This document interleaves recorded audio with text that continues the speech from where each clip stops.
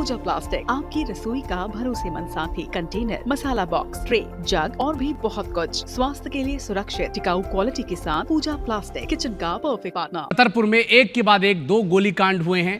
दोनों वारदातों में 3 लोगों की मौत हो गई है और छतरपुर में पुरानी रंजिश में ही एक युवक की हत्या कर दी गई है और गोली मारकर इसकी जान ले ली गई। मौत हो गई इस युवक की। अस्पताल में ले जाते वक्त युवक ने दम तोड़ दिया। मृतक के परिजनों ने अस्पताल में खूब हंगामा किया है। हत्या का आरोपी अब भी फरार चल रहा है। कोतवाली थाना क्षेत्र के कोटा गांव की घटना है, जहां एक के बाद एक दो गोलीकांड हुए हैं। दोनों वारदातों में 3 लोगों की मौत हो गई है। एक तरफ पुरानी रंजिश में हत्या की गई है तो दूसरी तरफ ईशानगर थाना क्षेत्र में डबल मर्डर का मामला सामने आया। गोली मारकर 2 युवकों की हत्या की गई। सड़क पर खून से लथपथ युवकों की डेड बॉडी बरामद की गई। सिर में गोली मारी गई है। बाइक के पास अवैध कट्टा पड़ा हुआ मिला। जिले के पनोठा गांव की यह घटना है, जहां पर 2 गोलीकांड की खबरों ने सनसनी फैला दी। 3 लोगों की जान चली गई। बाइक के पास 2 डेड बॉडीज मिली। खून से लथपथ एक अवैध कट्टा पास में मिला और पुरानी रंजिश में एक जगह गोलीबारी हुई है, जिससे इलाके में तनाव बढ़ गया है।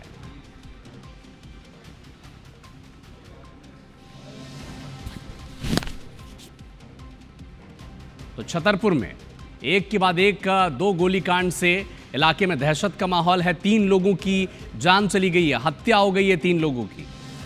2 जगह गोलियां चली हैं। एक जगह 2 लोगों की मौत हुई है और एक जगह एक व्यक्ति की जान चली गई है।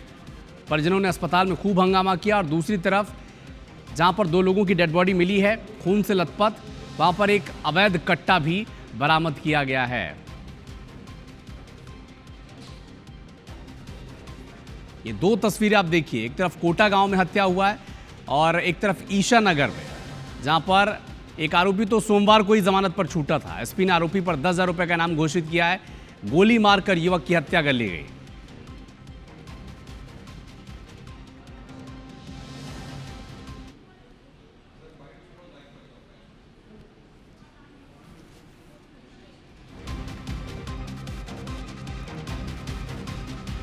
अभिषेक हमारे सहयोगी जुड़ चुके हैं हमारे साथ। अभिषेक, एक के बाद एक 2 गोलीकांड, 3 लोगों की मौत और कानून व्यवस्था पर सीधा सवाल। पुरानी रंजिश का मामला तो समझ में आता है, लेकिन एक ही दिन में 3 लोगों की हत्या हो जाती है। क्या व्यवस्था है वहां पर? क्योंकि कानून व्यवस्था को तो बिल्कुल मजाक बनाकर रख दिया है बदमाशों ने।